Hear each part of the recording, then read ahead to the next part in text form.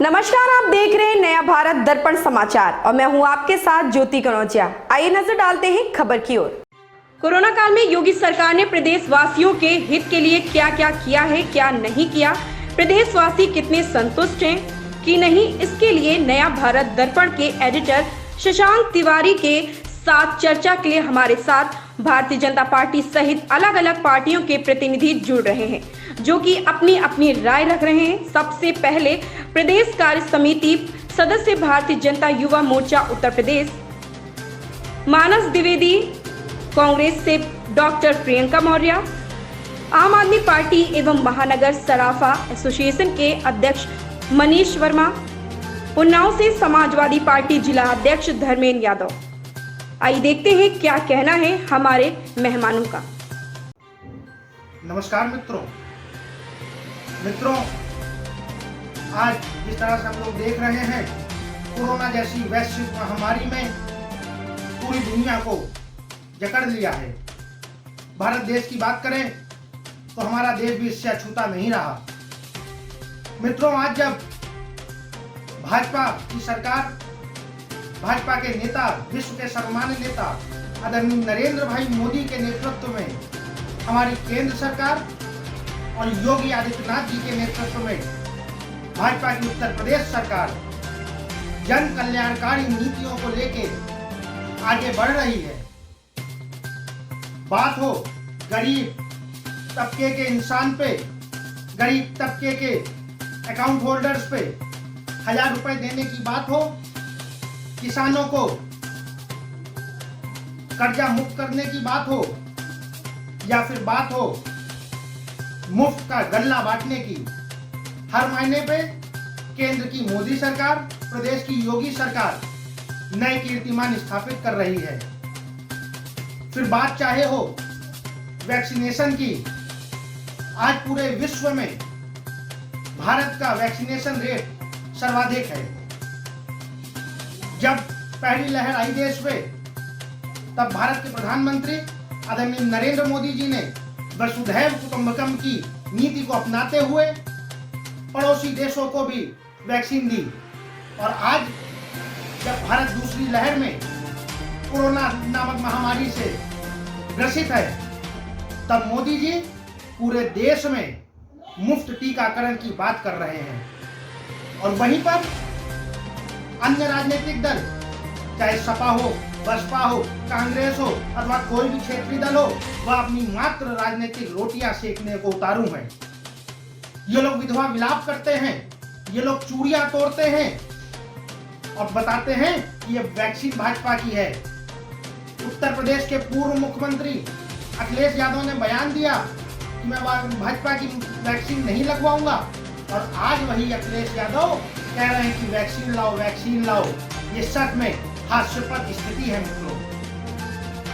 मैं अपनी तरफ से भारत समेत उत्तर प्रदेश के प्रत्येक नागरिक से आह्वान करता हूं, निवेदन करता हूं कि वो ज्यादा से ज्यादा संख्या में बाहर आवे और एलिजिबिलिटी क्राइटेरिया के अनुसार अपने आप को वैक्सीनेटेड कराएं। बहुत बहुत धन्यवाद।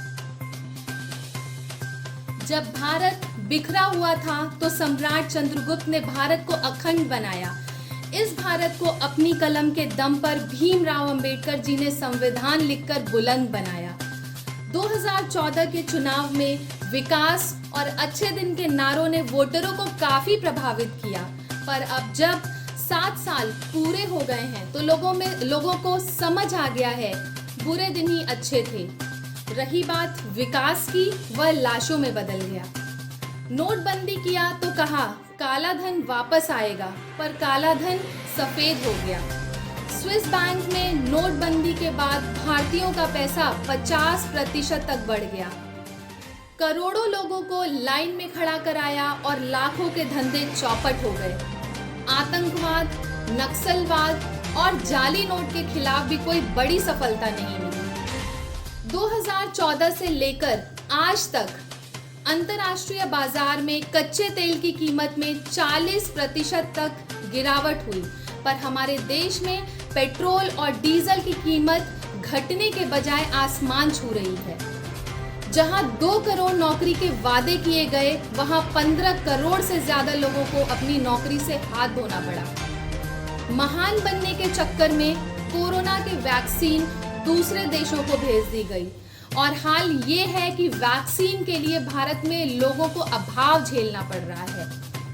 पीएम केयर फंड के लिए पिछले साल जनता से पैसे मांगे, जिसका 2 महीने पहले तक कोई इस्तेमाल नहीं हुआ, पर जब लाशें बिछने लगी तो सरकार को याद आया पीएम केयर फंड का इस्तेमाल करना होगा अब तो। जब कोरोना देश में अपना पैर पसार रहा था, तब माननीय प्रधानमंत्री जी चुनाव प्रसार में व्यस्त थे। दिन में लाखों की भीड़ जुटाते थे और शाम को टीवी पर आकर कहते थे मास्क पहन के 2 गज की दूरी, मास्क है जरूरी।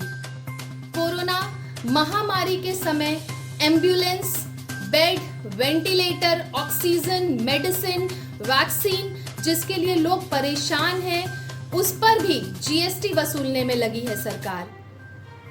अनीति, अहंकार और असंवेदनशीलता के 7 साल अंधभक्तों को बहुत बहुत मुबारक। आज प्रदेश सरकार का जो निर्णय लखनऊ और पूरे उत्तर प्रदेश के लिए लॉकडाउन के विषय में आया है, उससे छोटे छोटे शहरों और गांव और कस्बे के लोग यहाँ खरीदारी के लिए आते हैं और आज उनको बड़ी आशा थी कि आज सरकार उनके पक्ष में कोई फैसला देगी, लेकिन आज का जो सरकार का फैसला आया है ये उन सभी के लिए बड़ा मायूसी भरा है। और मैं सरकार को ये भी बताना चाहूँगा कि जब लॉकडाउन और इस महामारी की शुरुआत हुई थी तो लखनऊ के सबसे पहले लखनऊ के सर्राफा व्यापारियों ने और उसके बाद लखनऊ के सभी व्यापारियों ने एक बहुत अच्छा उदाहरण दिया था। स्वेच्छा से अपनी दुकानें बंद करके समाज को बचाने का काम किया था। उससे पहले पिछले लॉकडाउन में भी व्यापारियों ने, लखनऊ के व्यापारियों ने 60-65 दिन लगातार किचन चला करके गरीबों को राशन और खाना मुहैया करके पूरे देश में एक बहुत अच्छा उदाहरण प्रस्तुत किया था। लेकिन आज सभी लोग बहुत निराश हैं। मैं पुनः सरकार से ये कहना चाहूँगा और अपेक्षा है कि सरकार लखनऊ और आसपास के सभी जिन शहरों को उन्होंने लॉकडाउन से मुक्त नहीं किया है उनके बारे में पुनः विचार करे और नई गाइडलाइन तय करे और लखनऊ का व्यापारी उस सरकार के साथ, गाइडलाइन के साथ, सरकार के साथ चलने को तैयार है। मैं सभी व्यापारियों की तरफ से अपने मुख्यमंत्री से विशेष आग्रह करूंगा कि व्यापारियों के लॉकडाउन के पक्ष में पुनः विचार करें। धन्यवाद। बीते दिनों में लगे लॉकडाउन में जो व्यापारियों को नुकसान का सामना करना पड़ा, व्यापारी लगातार टैक्स दे रहे हैं, व्यापारी लगातार सरकार के साथ सहूलियत बरत रहे हैं, समाज का हर तबका सरकार के साथ सहूलियत बरत रहा है, लेकिन सरकार का कोई ऐसा फैसला नहीं आया जो व्यापारियों को व्यापार में लाभ पहुंचाने वाला हो। जीएसटी से लेकर सारे टैक्स व्यापारियों ने लॉकडाउन में अदा किए। उसके बाद सरकार की तरफ से लॉकडाउन खोलने का फैसला किया गया, लेकिन कोई इस तरह की घोषणा नहीं की गई जिससे आम जनमानस को कोई राहत मिलती, व्यापारियों को कोई राहत मिलती। हम समाजवादी पार्टी की ओर से मांग करते हैं कि जो भी हमारे अभिभावक हैं उनके बच्चों की फीस माफ़ हो, जो हमारे डोमेस्टिक इलेक्ट्रिक यूजर हैं उनकी बिजली के बिलों को माफ़ किया जाए, और सरकार अगर नहीं माफ़ करती है तो कम से कम हाफ किया जाए। और व्यापारियों पर लगातार उनका कोई व्यापार नहीं चल रहा है, लगातार व्यापारियों का उत्पीड़न किया गया है। दुकान के शटर खोलकर अगर व्यापारी ने अपनी दुकान में साफ सफाई करने का भी अंदर से काम किया है, उन पर मुकदमे दर्ज करने का काम भी सरकार ने किया है। व्यापारी अगर अपनी दुकान में, अपने प्रतिष्ठान में पूजा करने के लिए अंदर गया, उस पर मुकदमा दर्ज किया गया, उनको गंभीर धाराओं में उनके ऊपर आरोपित किया गया।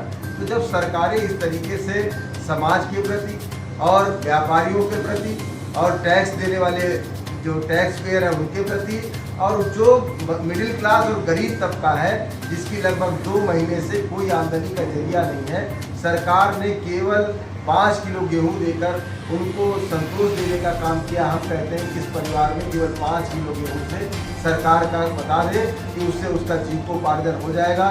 बिजली का बिल उसको देना है, पानी का बिल उसको देना है, बच्चों की फीस उसको देनी है, इस दशा में जब सरकार ने लॉकडाउन खोलने की गाइडलाइन जारी की थी, उस गाइडलाइन के तहत हमें उम्मीद थी कि सरकार कुछ सहूलियत देगी, लेकिन सरकार ने ना तो हमारे मध्यम वर्गीय परिवार के लोगों को, ना हमारे गरीब परिवारों को कोई राहत दी, ना व्यापारियों को कोई राहत दी। तो मैं समाजवादी पार्टी जनपद उन्नाव का अध्यक्ष होने के नाते मांग करता हूं कि सरकार नई गाइडलाइन जारी करे, जिसमें बिजली का बिल माफ करे या हाफ करे, और व्यापारियों का भी को सहूलियत प्रदान करे, और तमाम इस तरीके के टैक्सेज हैं, तमाम गरीब हमारा जो सड़कों पर फुटपाथ पर है, उनके खाने और रहने की जो व्यवस्था में बदली, और जिन परिवारों के लोग मरे, जिनकी कोविड में मौत नहीं दर्शाई गई, उनको भी कोई न कोई सरकार अपनी तरफ से सहायता दे, अनाथ लोगों को सहायता दे, ये हमारी मांग है। ऐसी ही खबर से जुड़े रहने के लिए आप देखते रहें नया भारत दर्पण समाचार।